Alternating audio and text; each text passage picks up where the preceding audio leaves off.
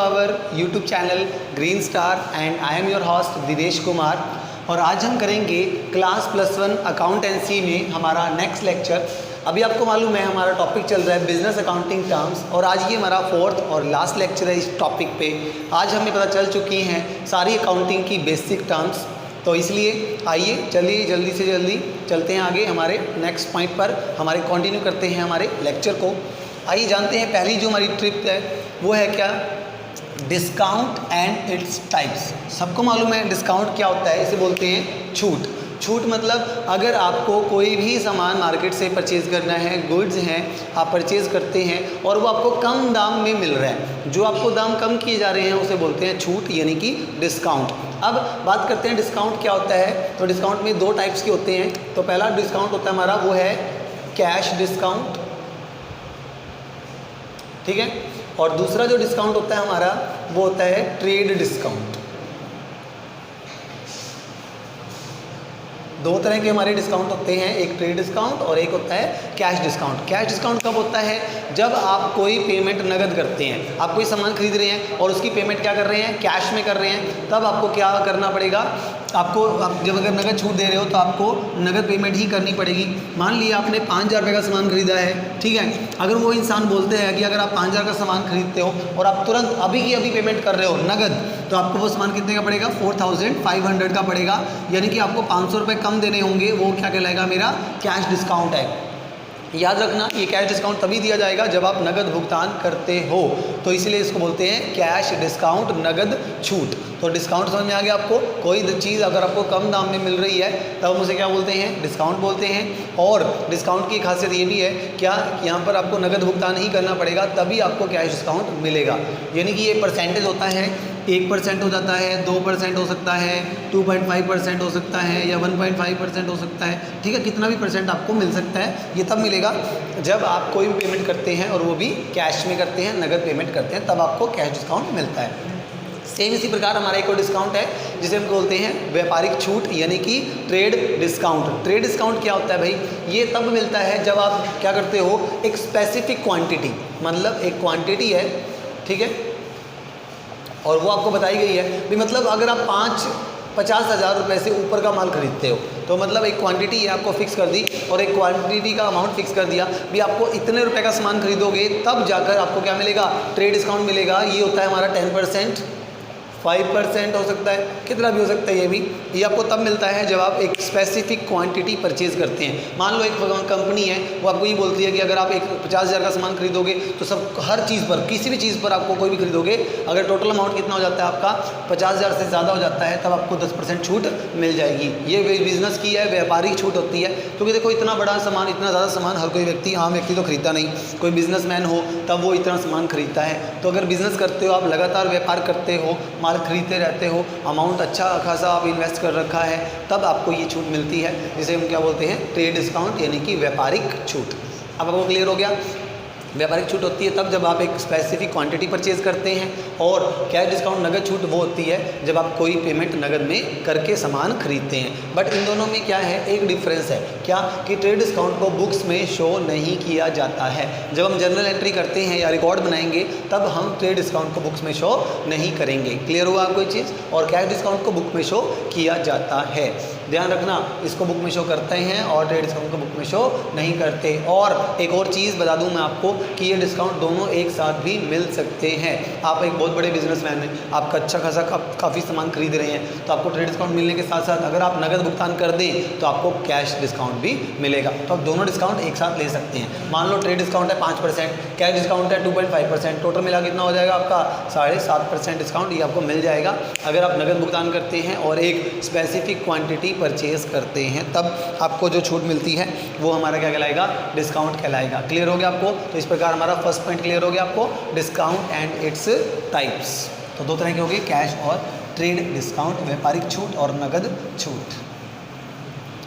Next point हमारा second क्या है हमारा, रिबेट। रिबेट क्या होती है, ये भी एक तरह की छूट होती है। छूट होती है आपकी रिबेट। अब रिबेट का मतलब ये होता है कि देखो एक बात है, जैसे क्या होता है रिबेट में, कैसे कूपन वगैरह दे दिया, ठीक है ना, कोई कूपन वगैरह है आपको वो दे दिए, या आपको क्या कर दिया, जैसे क्या कर दिया, आपके साथ एक आइटम के साथ एक छोटी आइटम फ्री दे दी, ठीक है ना। ये ऐसे कई सारे ऑफर्स जो आते हैं आपको दिए जाते हैं। तो ऐसे ही प्राइस के अंदर भी ऑफर होता है। क्या कैसे, मतलब एक प्रोडक्ट की दाम में आपको 2 एक्स्ट्रा और मिल जाते हैं, तो 3 चीज़ें मिल जाती हैं आपको एक के दाम में, तो सबके दाम क्या हो जाते हैं, कम हो जाते हैं। तो वो एक्स्ट्रा जो आप एक्स्ट्रा कम दे रहे हो आप ऐसा, वो क्या होती है, हमारी रिबेट होती है। बिल्कुल सेम ऐसा डिस्काउंट की तरह होता है ये भी, ठीक है। आप कोई सामान खरीदते हैं और उसको कम दाम में अगर आपको मिल रहा है तो वो क्या कहलाती है, मेरी रिबेट है। बिल्कुल सिमिलर से ही है रिबेट और डिस्काउंट, ठीक है। फिर बात करते हैं goods and services tax, GST. ये बहुत इंपॉर्टेंट है। अब हर प्रोडक्ट है, कोई भी गुड्स हैं सर्विसेज हैं, परचेज़ करते हैं, तब आपको क्या पे करना पड़ता है, जीएसटी पे करना पड़ता है। इसे हम क्या बोलते हैं, इनडायरेक्ट टैक्स बोलते हैं। पहले कई तरह के टैक्स अलग अलग हुआ करते थे, जैसे sales tax, gift tax, custom duty, excise duty, पता नहीं कितनी तरह की ड्यूटीज होती थी, पता नहीं कितनी तरह के टैक्स हुआ करते थे। पर अब इन सबको मर्ज करके सबका एक ही टैक्स बना दिया गया। कौन सा टैक्स, जीएसटी। सबको क्या कर दिया गया, सबका नाम एक ही रख दिया गया, गुड्स एंड सर्विसेज टैक्स। तो इसको बोलते हैं जीएसटी। ये कुछ परसेंट होता है जो आपको बता दिया जाएगा, आपकी जो नोटबुक्स हैं वहाँ से मिल जाएगा। आप इसे ऑनलाइन भी पता कर सकते हो। इसकी कुछ परसेंटेज होती हैं, वो आप देख ले नेट पे, आपको सर्च करेंगे आपको मिल जाएगा, ठीक है। तो ये होता है हमारा क्या, जीएसटी, यानी कि आपका टैक्स के पॉइंट्स, ठीक है। तो आपका जितना भी इनडायरेक्ट टैक्स हैं, जो भी आपको क्या कर सकते हो, इनडायरेक्ट टैक्स की खासियत होती है आप किसी दूसरे पर इसे टाल सकते हैं। लगाते आप हो इस पर टैक्स, तो ये कोई और भी कर सकता है। तो ये हमारे सारे इनडायरेक्ट टैक्स होते हैं, जिसे क्या बोलते हैं, जीएसटी कहते हैं। नेक्स्ट पॉइंट हमारा सॉल्वेंट, और एक और होता है इनसॉल्वेंट। हाँ जी, सॉल्वेंट होता है सक्षम और इनसॉल्वेंट होता है असक्षम, दिवाला निकल जाना। अगर किसी पर्सन का दिवाला निकल जाता है, यानी कि वो अपना ऋण चुकाने में समर्थ नहीं है, सक्षम नहीं है, मतलब वो अपना कर्ज नहीं चुका सकता, वो क्या कहलाएगा, इनसॉल्वेंट, असक्षम। और जो व्यक्ति अपना ऋण चुका सकता है उसे क्या बोलते हैं, सॉल्वेंट व्यक्ति बोलते हैं। सॉल्वेंट हमारा डेटर हो सकता है, क्रेडिटर हो सकता है, कोई भी हो सकता है। वो व्यक्ति जो क्या करता है, कर्ज चुकाने के लिए तैयार है, अपना सक्षम है, वो सॉल्वेंट होता है। और जो कर्ज नहीं चुका सकता, अपना ऋण चुकाने में सक्षम नहीं है, उन्हें हम क्या बोलते हैं, इनसॉल्वेंट। हिंदी में इसको बोलते हैं दिवाला निकल जाना, दिवालिया। एक ऐसा व्यक्ति जो दिवालिया हो गया है, जो क्या कर सकता है, अपना ऋण का भुगतान नहीं कर सकता है, इनसॉल्वेंट उसे हम कहते हैं। तो सॉल्वेंट वो जो अपना ऋण चुका सकता है, और इनसॉल्वेंट वो जो अपना ऋण का भुगतान करने में क्या है, असमर्थ होते हैं। नेक्स्ट पॉइंट है हमारा रेवेन्यू। रेवेन्यू क्या होता है, आगम। आगम क्या होता है भाई, अगर आपके पास कोई भी गुड्स अगर आप बनाते हैं, ठीक है, कोई भी सर्विसेज आप तैयार करते हैं, तो गुड्स एंड सर्विसेज जब आप बनाते हैं और बना करके जब उसे सेल करते हैं, और सेल करने से आपको जो भी मिलता है उसे क्या बोलते हैं, आगम, यानी कि रेवेन्यू कहते हैं। तो मान लो आपका बिजनेस है कपड़े का, जूते का, या नोटबुक्स का, या कागज़ का, या कुछ भी बुक्स आपका बिजनेस है, और बिजनेस में आप जितनी भी गुड सर्विस बनाते हैं, प्रोवाइड करते हैं, उनको बेचकर आपको जो भी कुछ मिलता है, टोटल अमाउंट क्या कहलाता है, हमारा रेवेन्यू कहलाता है, यानी कि आगम कहलाता है। इसमें प्रॉफिट्स वगैरह भी सब कुछ इसमें इंक्लूड होते हैं, हमारा मार्जिन वगैरह सब इसमें ही इंक्लूड होता है। तो गुड्स एंड सर्विसेज जो आप क्या करते हैं, बनाते हैं और बेचते हैं, उसे क्या बोलते हैं, रेवेन्यू कहते हैं। नेक्स्ट पॉइंट है हमारा एंटिटी। एंटिटी क्या होती है भाई, देखो एक बात है, जब एक छोटा एक पर्सन है हमारे, जब दुनिया में आ रहा है, तब क्या है, उसको नामकरण किया जाता है उसका, और उसके नाम से आधार कार्ड बन जाता है, राशन कार्ड में उसका नाम डल जाता है। तो एक व्यक्ति, जब एक छोटे बच्चे का जन्म होता है, तो हमें सारे काम करने पड़ते हैं, और आज के बाद वो क्या होता है, उसका पूरे देश में जो जनसंख्या है जब काउंट होती है, तो उसको भी काउंट किया जाएगा इनफेंट के अंदर, यानी कि उसका भाई एक अस्तित्व आ गया है, एक एंटिटी बन गई है एक पर्सन की। उसी प्रकार हमारे बिजनेस में भी होता है, जब आपने एक बिजनेस क्या किया है, स्टार्ट किया है, तो बिजनेस स्टार्ट करते हुए आपने जो भी पैसा लगाया है, सामान लगाया है, इसके ज़रिए आपका एक नई एंटिटी सामने आई है, बनकर तैयार आई है, ठीक है ना। जैसे हमने एक बिज़नेस स्टार्ट किया है, कोई नई फैक्ट्री डाली है, ठीक है, तो हमने जैसे उसको नाम दे दिया कि भाई हाँ रिदेश आ गया। जैसे मान लीजिए एक शॉप है, हमने ओपन किया, बिज़नेस स्टार्ट किया, तो उसको नाम दे दिया हमने रिदेश ऑनलाइन, ठीक है। तो रिदेश ऑनलाइन हमारा बिज़नेस है, हम इसमें ऑनलाइन शॉपिंग करते हैं, ऑनलाइन सारे काम करते हैं। तो ऐसे केस में इस बिज़नेस में हमने एक नाम दे दिया रिदेश ऑनलाइन, तो क्या हो गया, ये एक नई एंटिटी बन गई, एक नया एंटिटी बन गया। अब रिदेश ऑनलाइन के नाम से ही सारी प्रॉपर्टी खरीदी जाएंगी, कोई मकान बनेगा, बिल्डिंग बनेगी, फर्नीचर लेंगे, हर बिल जो कटेंगे वो रिदेश ऑनलाइन के नाम से ही काटे जाएंगे। तो जैसे एक पर्सन का एंटिटी होती है, जब वो जन्म लेता है उसके नाम का रजिस्ट्रेशन होता है, सेम ऐसी बिजनेस की भी एक एंटिटी होती है, जब उसके नाम से ही सारी डीलिंग होती है, उसको बोलते हैं हमारा एंटिटी, यानी कि एक अस्तित्व होना, एक पर्सन का, एक बिजनेस का स्टार्ट होना, ठीक है। तो ये होती है हमारी एंटिटी। नेक्स्ट पॉइंट है हमारा टर्नओवर। टर्नओवर क्या है? टर्नओवर को बोलते हैं हमारी, एक तरह से हम सेल्स भी बोलते हैं, ठीक है ना, ऑफ एन अकाउंटिंग पीरियड। मतलब एक साल के दौरान, एक अकाउंटिंग पीरियड के दौरान जो हमारी सेल की जाती है उसको हम क्या बोलते हैं? टर्नओवर बोलते हैं। कि मतलब 2019-20 में हमारी कितनी सेल रही, कुल हमारी सेल थी वो हमारा उस साल का या उस महीने का, उस 6 महीने का, क्वार्टर का टर्नओवर क्या होता है? उस टाइम की सेल जो हमने माल में बेचा है, गुड्स एंड सर्विसेज हैं, वो सेल करी है हमने कुछ समय के अंदर, वो समय का एक दौरान होगा। मतलब एक साल के अंदर हो सकता है, 1 ईयर में या 6 मंथ्स में, ठीक है। आपने कितना माल बेचा है, 1 ईयर में कितना माल बेचा है और सेल कर दिया, उसको हम क्या बोलते हैं? हमारी टर्नओवर बोलते हैं। नेक्स्ट पॉइंट है हमारा लाइव स्टॉक। हाँ जी, लाइव स्टॉक क्या होता है? इसे हम बोलते हैं पशुधन। पशुधन, हाँ जी। अब देखो, एक ऐसा स्टॉक है हमारे पास, ऐसा माल है जो क्या है, जिसमें जान है, जिंदा है, लाइव है, वो हमारा स्टॉक को क्या लगता है? पशुधन। मान लीजिए आपका मछली का बिजनेस है, आप क्या करते हैं? मुर्गी पालन करते हैं, तो मुर्गियां हैं, घोड़े हैं, और आपके पास कोई भी जानवर हैं जो आप क्या करते हो, जिनका बिज़नेस कर रहे हैं, जिनसे हमारा बिज़नेस चलता है, वो हमारी प्रॉपर्टी, हमारी एसेट होती हैं, जिसे क्या कहते हैं? Live stock. इसे हिंदी में क्या जाता है? पशुधन।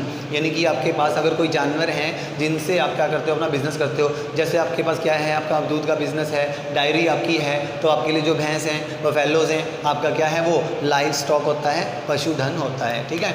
नेक्स्ट पॉइंट हमारा इन्वेस्टमेंट। कहते हैं इनकम का वो पार्ट, इनकम का वो पार्ट जो आप क्या करते हैं? अर्निंग के लिए, क्या करते हैं? अर्निंग्स के लिए किसी थर्ड पार्टी को दे देते हैं, उसे बोलते हैं इन्वेस्टमेंट। जैसे मैंने गोल्ड खरीद लिया, मैंने इन्वेस्ट कर दिया, शेयर मार्केट में पैसा लगा दिया, मैंने इन्वेस्ट कर दिया, ताकि मुझे ब्याज मिल सके, मुझे प्रॉफिट्स मिल सके, मैं अर्निंग कर सकूं, लाभ कमा सकूं। इसीलिए क्या करता हूं? मैं पैसे कमाने के लिए अगर अपना पैसा, अपनी इनकम का पार्ट क्या करता हूं? कहीं पर खर्च कर देता हूं, ताकि मैं पैसे ज़्यादा कमा सकूं, डेवलपमेंट कर सकूं, पैसे को बढ़ोतरी कर सकूं, तो उसे बोलते हैं हमारी इन्वेस्टमेंट, जिसे हम क्या बोलते हैं? विनियोग। ठीक है भाई, विनियोग होती है हमारी इन्वेस्टमेंट। यानी कि आपने पैसा, अपनी इनकम का वो पार्ट जो आपने क्या कर दिया है? ऐसी जगह लगा दिया है अर्निंग के लिए, पैसे कमाने के लिए, उसे विनियोग बोलते हैं। और आज का हमारा लास्ट, और इस चैप्टर का लास्ट पार्ट है, वो है स्टोर्स। स्टोर्स क्या होते हैं? हम अपने बिजनेस में कुछ अननेसेसरी चीज़ें हैं जो बाद में काम आ सकती हैं, उन्हें हम इकट्ठा करके कहाँ रख देते हैं? गोडाउन की तरह एक स्टोर बना रखा होता है हमने, उसमें जैसे हमारा जो पुराना तेल वगैरह है बचा हुआ, कुछ छोटे मोटे इंस्ट्रूमेंट्स हैं और छोटा मोटा एक्स्ट्रा सामान है हमारा, वो हम क्या कर देते हैं? एक रूम होता है हमारा, उसके अंदर रख देते हैं। आपके घरों में कुछ स्टोर होंगे जहाँ पे आप अपना घर का बचा कुचा सामान है जो एक्स्ट्रा है वो उसमें रख देते हैं, वो होते हैं हमारे स्टोर्स। अब आपको क्लियर हो गया स्टोर्स क्या होते हैं? जहाँ पे आपका बचा कुचा सामान है जो रखा जाता है। तो आज के हमारे लेक्चर में डिस्काउंट हमने पढ़ा, नगद छूट, हमने व्यापारिक छूट पढ़ी, ये भी एक तरह की छूट है। गुड्स एंड सर्विस टैक्स हमारे इनडायरेक्ट टैक्स होते हैं, पैसे देने में जो सक्षम है, जो असक्षम है, जिनका दिवाला निकल चुका है, ऋण चुकाने में असमर्थ हैं। रेवेन्यू, आय जो हमने कमाई है माल बेच करके। एंटिटी, जो एक जन्म से हमारा बिज़नेस का जन्म हुआ है, बिज़नेस को एक नाम मिला है, एंटिटी मिली है। टर्नओवर, हमारे जो एक साल की सेल या 6 महीने की सेल, उसको टर्नओवर कहते हैं। लाइव स्टॉक हमारा पशुधन, जो हमारे जानवर हैं, जो हमारे पास हैं, बिज़नेस में हेल्प करते हैं, बिज़नेस इनकम करते हैं, और हमारी इनकम कमाने के लिए हमने पैसा इन्वेस्ट कर दिया है, विनियोग किया है, ताकि हम अर्निंग कमा सकें और भी। और हमारा जो बचा कुछ सामान रखने के लिए एक हाउस होता है, एक रूम होता है, जिसमें हम सारा सामान रख देते हैं एक्स्ट्रा, वो क्या कहलाता है? हमारा स्टोर कहलाते हैं। अब वो आपको ये चैप्टर क्लियर हो गया। अकाउंट्स में कुछ वर्ड्स हैं जो आपके बेसिक्स हैं, जो आपको बार बार आते हैं, बिजनेस में यूज़ किए जाते हैं, अकाउंट्स में यूज़ किए जाते हैं। मैंने उनकी सारी टर्म्स आपको समझा दी हैं। तो हमारा ये जो टॉपिक है अकाउंटिंग की बेसिक टर्म्स, वो हमारी कंप्लीट हो गई है। ठीक है, थैंक यू स्टूडेंट्स। बाकी हम अपना चैप्टर जो है नेक्स्ट चैप्टर नेक्स्ट लेक्चर्स में शुरू करेंगे। तो आप ये वीडियो देखें, अपने फ्रेंड्स के साथ शेयर करें और चैनल को सब्सक्राइब करना ना भूलें और ज़्यादा से ज़्यादा इसे शेयर करें, ताकि हमें मोटिवेशन मिलता रहे और आपके लिए ऐसी ही अच्छी अच्छी वीडियो हम बनाकर आपके लिए लाते रहें। Thank you student.